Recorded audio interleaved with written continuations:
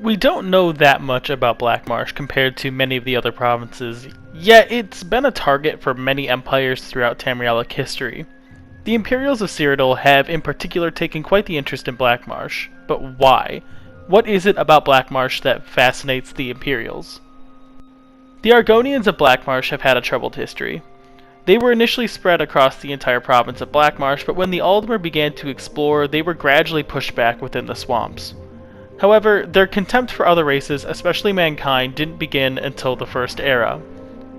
While the Chimer and later the Dunmer began to exploit the Argonians as slaves, around the same time, pirates began to use the province of Black Marsh as a haven. The densely packed swamps made it a practical safe spot for those trying to escape Imperial Elysian law. However, this didn't necessarily stop the Elysians. Empress Hestra was the first to lead the Imperial Navy into the marshes, where they went and slaughtered the pirates. And despite the death of these pirates and relative quote-unquote order being brought, the Argonians saw this as a gradual invasion and a precursor to something that might come later on, and began to fight a guerrilla war against the Elysians.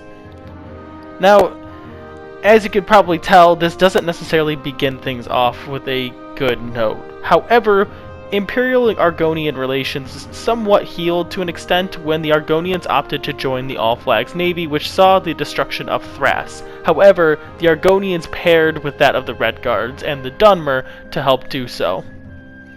As all things do, things significantly got worse when the Remans aimed to take Black Marsh for themselves.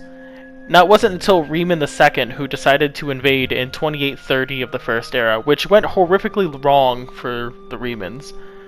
However, in a near-total war-esque style tactic, the Imperials literally burned the northern and eastern sections of Black Marsh, while the interior was left unconquered, and essentially it became a prison state. This was known as the Blackwater War, and if you would like to know more information about this war, I have done a video about it. However, it is relatively outdated compared to that of my newer content, so if you are willing or wanting more of this information, I will gladly recover it if you would like. Just let me know in the comments or in the Discord chat. Now, back to where we were. As the Second Era was proclaimed with the death of Reman III and his son and heir, only heir I should say, Juliek, the Argonians went on the offensive. While the Argonians were finally free of Imperial control, though, the Dunmer sort of took their place.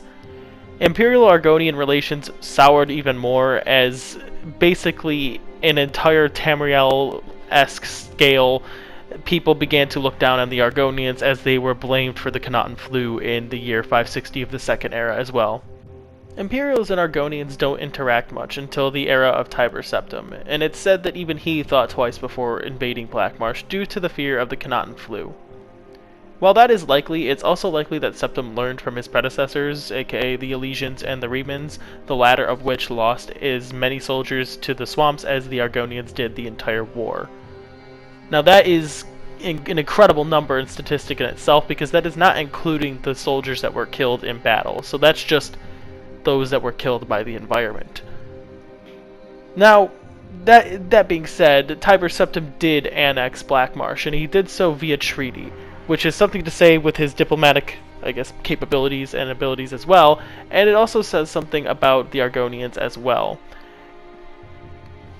While we don't know the entire contents of this said treaty, we do know that it must have been something that led the Argonians to controlling, or allowing themselves to be annexed by the Empire here. And this is where we see Imperial-Argonian relations somewhat improve, because the Imperial governors stayed in their coastal bases, and they didn't really focus too much on the interior. They also used Archean advisors who, in turn, were given control of the country's interior in the process of it.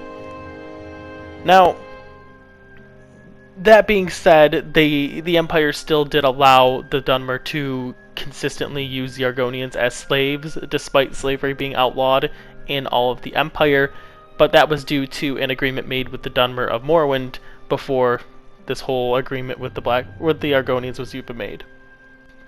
When the Fourth Era began, the Argonians seceded from the Empire, and that was that. We do get the Umbriel crisis that happens too, but that doesn't necessarily affect any relations between the two.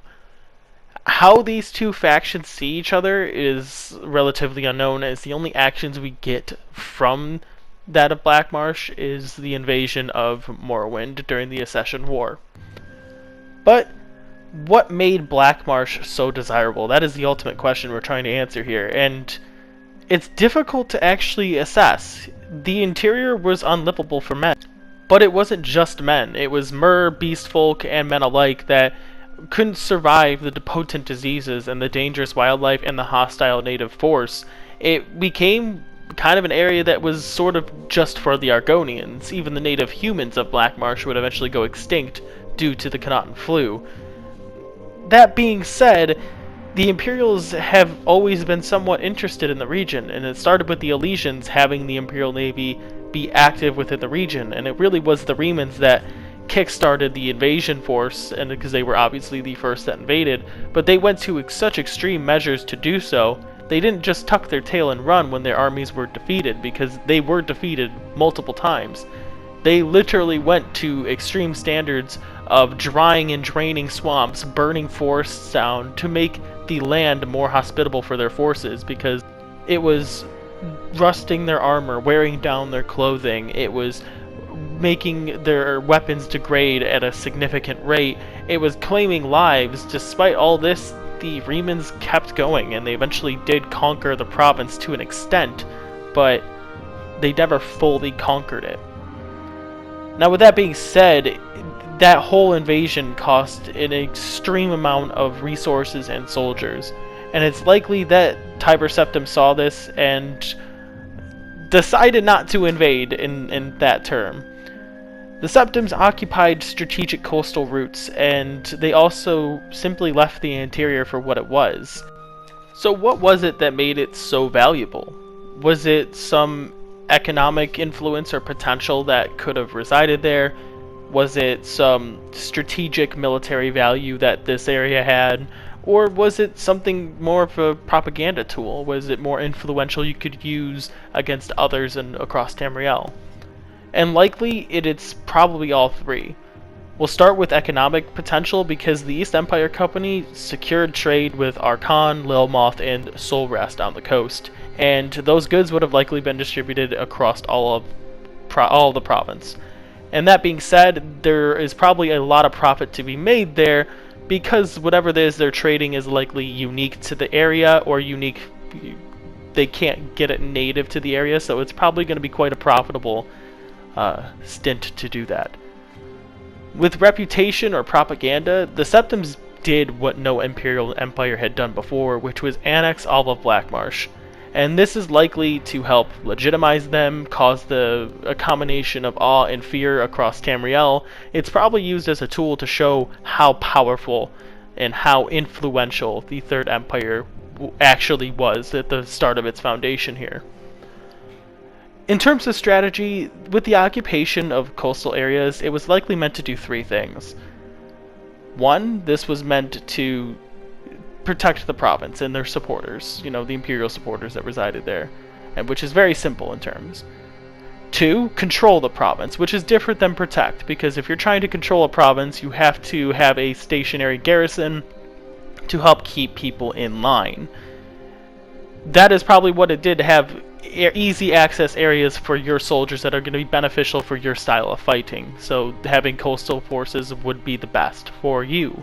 You'd be closer to your supply lines that way.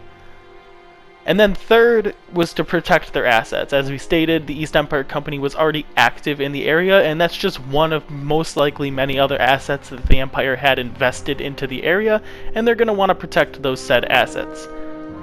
But with that is all we have. Black Marsh's current state is relatively unknown, with the exception that the NXEL are currently in charge, and other than that, we know that they're invading Morrowind. But with that being said, I hope you all enjoyed. That is the relationship between the Argonians and the Imperials. And to be honest, I took a different turn to this, because rather than identifying cultural differences between the two, I discussed more or less their relationship with one another, because this is what we're trying to get to at the end of all those videos, how these two races kind of see each other, or two races see each other in each of the videos. And they have two completely different cultures, so analyzing and comparing and contrasting these two wouldn't necessarily do much, but by analyzing their relationship with one another, we get an idea of what makes these two species get involved with one another. And with that, I hope you all enjoyed. This has been a fun topic. I love going over Black Marsh. It's one of my favorite areas to cover. It's just the area we know very little about, and that's why I get such an interest to go into it. But with that being said, if you have any recommended topics, let me know in the comments below or in the Discord chat. And I hope to see you all in the next video. This was a lot of fun to make, and I hope to see you in the Discord chat as well. Peace. If you enjoyed, please like this video because it really lets me know you're enjoying this content. And if you're new to the channel, please consider subscribing. The links are right here for you to click on, and the Discord chat link is right here as well. And overall, I hope you all enjoyed, and I hope to see you in the next video. Peace.